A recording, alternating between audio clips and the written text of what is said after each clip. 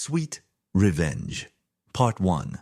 The Unraveling. The roses needed pruning. Eleanor Winthrop surveyed the overgrown climber threatening to engulf the trellis her late husband Arthur had built 40 summers ago. Her secateurs, cool and familiar in her hand, were poised for the first decisive snip. But the trembling in her fingers wasn't from arthritis today. It was the echo of the bank manager's voice, tinny and apologetic through the phone receiver an hour earlier. "Mrs. Winthrop, I'm terribly sorry, but the account is nearly depleted. The final transfers went through last week."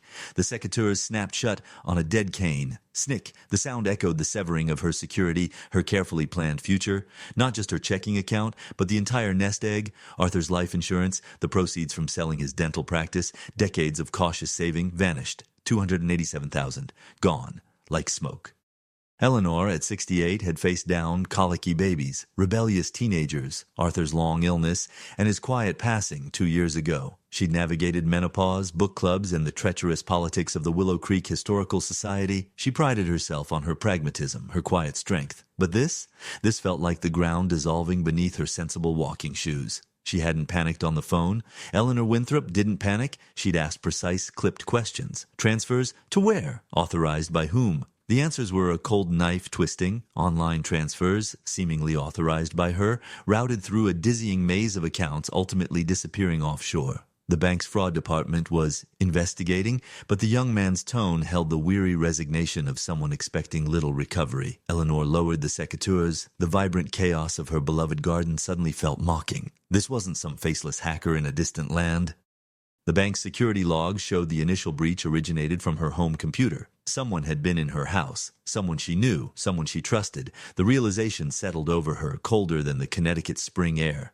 The list of possibilities was painfully short. Her daughter Rachel, loving, but perpetually stretched thin with her teaching job and 2 teenagers. She couldn't. Her son David, on the West Coast, ambitious, a little distant since Arthur died, but financially secure, with his tech job. Unthinkable. Her best friend, Marge Petrovich. Marge, whose own husband had died penniless after a bad investment. Marge, who'd held Eleanor's hand through Arthur's funeral. No. Then, like a shadow falling across the sunlit petals, the name surfaced. Brenda Simmons, her neighbor, her friend. For the past 3 years, since Brenda's messy divorce from that philandering stockbroker, she'd become Eleanor's closest companion. They shared coffee most mornings, swapped recipes, attended garden club and book club together. Brenda, always impeccably dressed, always with a sympathetic ear, always ready to lend a hand.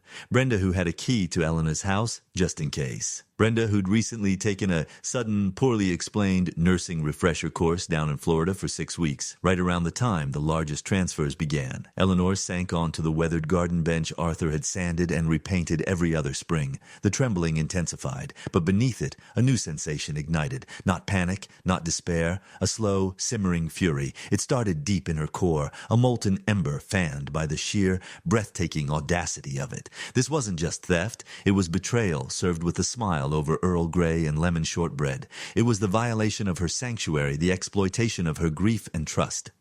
She pictured Brenda's carefully curated facade, the tasteful highlights hiding the gray, the perfectly applied lipstick, the expensive-looking but likely outlet-bought silk scarves. Brenda, who'd lamented her reduced circumstances after the divorce. Brenda, who'd admired Eleanor's financial prudence with a sigh. "You're so wise, Ellie. Arthur left you so secure." The ember flared. Secure? The word tasted like ash. Eleanor closed her eyes, not against the sun, but against the image of Brenda sitting at her kitchen table using her computer, methodically stealing her future, while Eleanor was out volunteering at the library or visiting Arthur's grave. A blue jay shrieked, a harsh sound shattering the garden's peace. Eleanor opened her eyes. The trembling stopped. Her hand, gripping the secateurs, was steady now, stone steady. Sweet revenge. The phrase drifted into her mind, unbidden. Not the hot, messy revenge of shouting or violence. That was Brenda's ex-husband's style. No. Eleanor's revenge would be different. It would be cold. It would be meticulous. It would be sweet and deadly as foxglove hidden amongst the hollyhocks. She looked at the overgrown rose again, its thorns hidden beneath velvety blooms. She raised the secateurs. Snick, a thick, unproductive cane fell away. She needed information, she needed proof, she needed a plan, and she needed to act before Brenda realized the bank had finally notified her victim.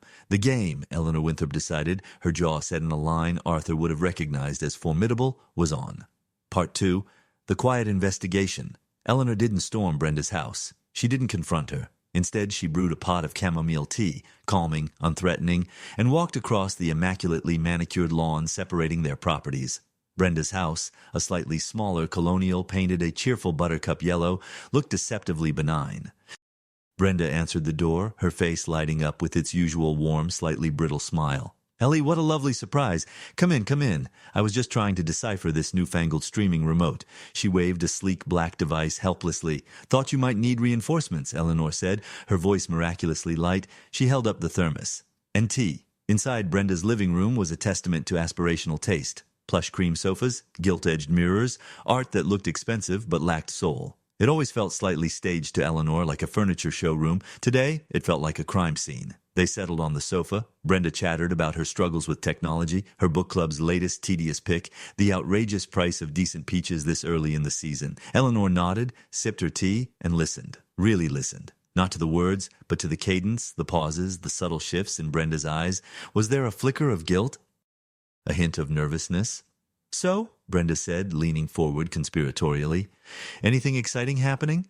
Did the bank sort out that little hiccup you mentioned last week?" Eleanor had casually mentioned some annoying account confusion during coffee the previous Friday, a tiny, deliberate seed planted. She saw it. A micro-expression, a tightening around Brenda's eyes, a fraction too quick to look down at her teacup. "Oh, still waiting," Eleanor sighed, injecting just the right note of weary frustration. "You know banks. Glaciers move faster. Honestly, Brenda, it makes me so angry. All that careful planning Arthur and I did. It feels so vulnerable." She let her voice catch slightly, the picture of wounded trust. "It makes you wonder who you can really rely on, doesn't it?" Brenda's hand, reaching for a biscuit, hesitated almost imperceptibly. "Oh, Ellie, don't say that. It's probably just some stupid computer glitch. These things happen. You mustn't lose faith." Her reassurance felt too bright, too hurried. "Besides, you have Rachel and David, and me. You know I'm always here." Yes, Eleanor thought, the molten ember glowing hotter. "You were here, in my house, at my computer. You're a dear Brenda," she murmured, forcing a grateful smile. "I don't know what I'd do without you." The visit yielded no confession, no damning slip. But Eleanor left with something more valuable. Confirmation. Brenda knew. That flicker, that hesitation, they were the tells of a guilty conscience. The seed of suspicion Eleanor had planted was taking root, likely causing Brenda anxiety. Good. Anxiety made people careless. The next phase required resources Eleanor didn't have. Money for a private investigator was out of the question. Her Social Security check wouldn't cover groceries for long, let alone investigative fees. She needed ingenuity. She needed her granddaughter, Chloe. Chloe, Rachel's 17-year-old, was a digital native, a whiz kid with computers who viewed firewalls as mild suggestions. She was also fiercely protective of her grams. Eleanor invited her over for a tech support and cookie baking afternoon, carefully timing it when Rachel was busy. Sitting at the kitchen table, flour dusting the air, Eleanor laid it out simply. "Chloe, darling, I need your help. Something very bad has happened." She showed Chloe the bank statements, explained the fraud, the missing money, her suspicions about Brenda. She didn't sugarcoat the desperation, the looming loss of her house, her independence. Chloe's eyes, wide behind her thick-framed glasses, filled first with shock, then outrage. "Brenda? That witch. Grams, she was always fake nice. I hated how she'd paw through your stuff when she thought no one was looking." Chloe's youthful perception cut through the adult politeness Eleanor had been mired in. "What do you need?" "I'll hack the Pentagon if it helps." Eleanor managed a small, genuine smile. "Nothing quite so dramatic, sweetheart, but Brenda used my computer. I wiped it clean after the bank told me, but forensics." Chloe breathed, her face alight with the challenge. "Even if it's wiped, stuff can linger. Cache files, browser history remnants, maybe even keylogger traces if she installed something sneaky. I can try. I have tools." She leaned forward, lowering her voice instinctively. "And her Wi-Fi. If she accessed your computer remotely after setting something up, there might be logs on her router. Is her network secure?" Eleanor recalled Brenda complaining about her Wi-Fi password being too complicated and writing it on a sticky note stuck to her fridge. "I suspect not." A plan formed over chocolate chip cookies. Chloe would attempt digital forensics on Eleanor's old laptop. Simultaneously, Eleanor would need to get physical access to Brenda's house, specifically her study where her computer lived. Chloe couldn't do that part. That required old-fashioned guile. The opportunity arose at the next Willow Creek Historical Society meeting. Brenda was presenting her, largely plagiarized, Eleanor suspected, research on local quilting traditions. Eleanor volunteered to help set up the projector in Brenda's study beforehand. Brenda, flustered and trying to rehearse her talk, readily handed over her house key. Be a dear, Ellie. You know where everything is. The projector's in the study closet. Eleanor's heart hammered against her ribs as she let herself into the yellow house. It felt different now, charged with menace. She headed straight for the study, a small, overly formal room, dominated by a large mahogany desk. Brenda's sleek laptop sat closed. Eleanor didn't touch it. Chloe had been clear. Don't turn it on. Just plug this little thingy into a USB port. It'll copy stuff passively. She fumbled in her cardigan pocket for the small device Chloe had given her, a USB drive loaded with forensic software. Hands shaking slightly, she plugged it into a port on the side of the laptop. A tiny green light blinked. Working. She quickly set up the projector, her ears straining for the sound of Brenda's return. 5 agonizing minutes later, the light on the USB drive turned steady green. Done. She unplugged it, pocketed it, and finished setting up the projector just as Brenda bustled in, flapping her notes. Lifesaver, Ellie. Is it working? Oh, good. You are a treasure. Brenda's smile was wide, relieved, oblivious. Eleanor forced a smile back. Anything for the society, Brenda? Treasure. The word curdled in her stomach. Later that night, Chloe worked her magic remotely, accessing the data from the USB drive and combing through the remnants on Eleanor's old laptop. The evidence was damning, though not court-ready. They found saved passwords on Brenda's laptop, including one for Eleanor's bank portal, likely obtained when Eleanor stepped out to answer the door one day. Search history fragments, offshore accounts with fast setup, how to transfer large sums undetected, fraud statute of limitations, remote access software installed on Brenda's machine, with connection logs showing access to Eleanor's home IP address during the time Brenda was supposedly in Florida. On Eleanor's laptop, traces of the remote access software and browser sessions logged into her bank account during those critical weeks. It was a digital trail of breadcrumbs leading straight to Brenda Simmons. Eleanor had the proof, but proof for the police meant a long, public, uncertain battle. Brenda would lie, hire a lawyer, drag it out. The money was likely long gone, salted away. Even if convicted, restitution might be pennies on the dollar over decades. Brenda might get probation, community service. It wasn't enough. Not nearly enough. Justice, as the system defined it, felt hollow, unsatisfying. It wouldn't restore Eleanor's security or soothe the sting of betrayal. She needed something else, something that would truly hurt Brenda where she lived. Not physically, but psychologically. Something that mirrored the violation she'd inflicted. Something sweet. Eleanor stared at the printouts Chloe had made, the cold technical jargon outlining the theft. Brenda's life revolved around appearances, her carefully constructed image of tasteful prosperity, her social standing in Willow Creek, her desperate need to be admired, envied even. She'd stolen Eleanor's financial security to prop up her own fragile facade. That facade was Brenda's most precious possession. Eleanor's lips curved into a smile devoid of warmth. She knew exactly what to do. Revenge wouldn't be a hammer blow. It would be a slow, meticulous unraveling, thread by thread. Part 3. The Unraveling, the Willow Creek Garden Club. Spring Fling was the social event of the season for the over 60 set, held in the grand ballroom of the slightly faded but still elegant Oakwood Hotel. It featured floral arrangements, finger sandwiches, terrible punch, and rampant gossip disguised as catching up. This year, Eleanor Winthrop intended to be the source of the most delicious gossip imaginable. She dressed carefully, not in her usual understated tweed skirt and twin set, but in a vibrant emerald green dress she hadn't worn since Arthur's retirement party. She had her silver hair styled, applied a touch more makeup. She looked, she realized with grim satisfaction, prosperous, confident, unbroken. Brenda, resplendent in a new lavender silk dress that likely cost more than Eleanor's monthly grocery budget, greeted her effusively at the entrance. "Ellie, you look stunning. That color? Is it new?" "Goodness, no, Brenda," Eleanor laughed, a light, tinkling sound that felt alien but effective. "Just an old thing I dug out. Felt like celebrating, you know." She linked her arm through Brenda's, feeling the other woman tense slightly. "Come on, let's find Marge.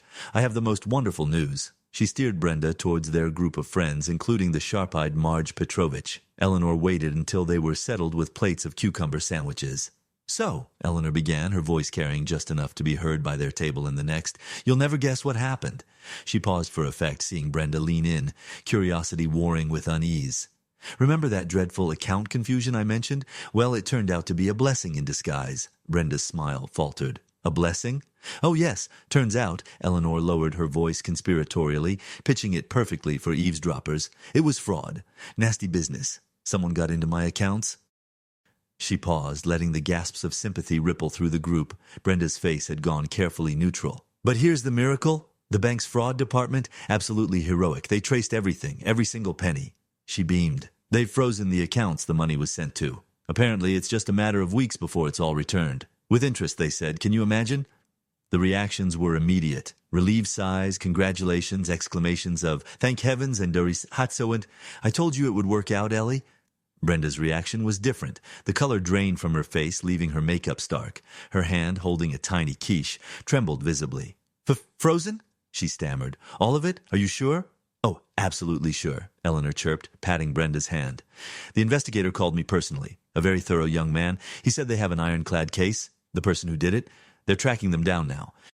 Said it might involve international warrants, but they're confident. She leaned closer to Brenda, her voice dropping to a murmur only Brenda could fully hear, though the table strained. He even mentioned tracing it back to access points, including a computer right here in Willow Creek. Isn't that chilling? Someone among us? Brenda jerked her hand back as if burned. Her eyes darted around the room, wide with panic.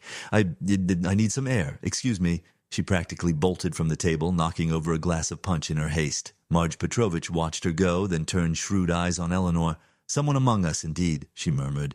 Quite the tale, Ellie, quite the tale. The seed was planted. The news spread through the garden club like bindweed.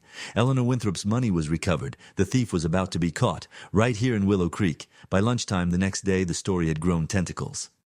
It was whispered over back fences, discussed in the supermarket aisles, dissected at the library coffee hour. The anonymous thief was now speculated to be a disgruntled former bank employee, a shadowy online gang, or, in hushed, scandalized tones, someone local. Eleanor watched the gossip mill churn with detached satisfaction. She made a point of being visible, shopping with a spring in her step, treating Marge to lunch at the slightly upscale bistro, paid for with her rapidly dwindling credit card, a necessary investment, talking cheerfully about future plans now that her windfall was imminent.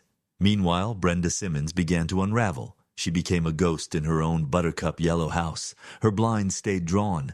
She stopped attending book club, garden club, everything. When Eleanor bumped into her while collecting her mail, Brenda looked gaunt, jumpy. Dark circles bruised her eyes beneath hastily applied concealer. Oh, Brenda, you look peaky, Eleanor exclaimed with faux concern. Not sleeping? All this dreadful thief business has everyone on edge, hasn't it? But don't you worry, she added, leaning in. The investigator told me they expect to make an arrest very soon. Said the person probably thinks they got away with it, but they've left a digital trail a mile wide. Silly, really, thinking they could outsmart modern technology. She gave Brenda's arm a reassuring squeeze that felt more like a vice. Justice is coming.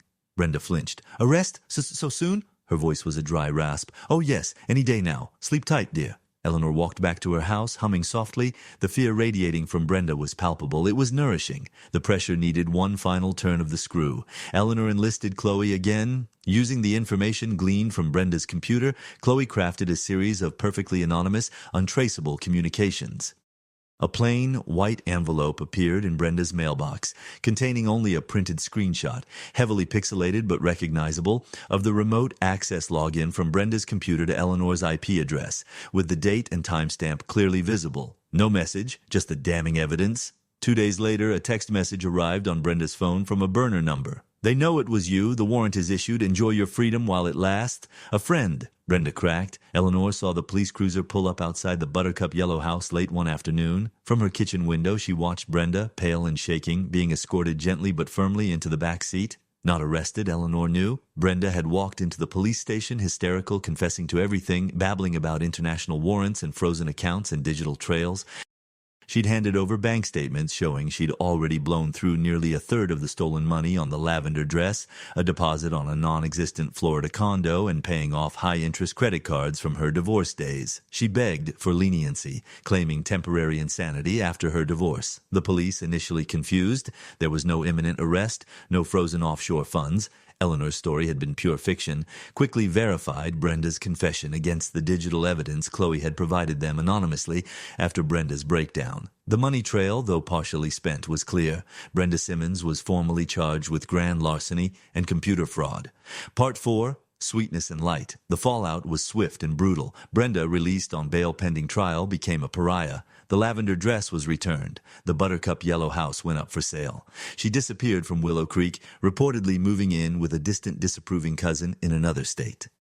The trial, months later, was a brief, sordid affair. Brenda pleaded guilty in exchange for a reduced sentence, her carefully constructed facade utterly shattered. She got 5 years, a sentence that felt like a victory lap for Eleanor's meticulously crafted revenge. The money wasn't fully recovered. Brenda had spent lavishly and foolishly, but the sale of the yellow house, combined with what was clawed back, returned a significant portion to Eleanor. Enough to secure her house, pay off the debts she'd accrued during the crisis, and rebuild a modest safety net. The bank, facing potential negligence claims facilitated by a sharply worded letter from Chloe posing as Eleanor's tech-savvy nephew, also offered a small, grudging settlement. One crisp autumn afternoon, Eleanor stood again in her garden. The roses, properly pruned now, bloomed defiantly against the fading light. The trellis Arthur built stood strong. Marge Petrovich sat on the bench beside her, sipping cider.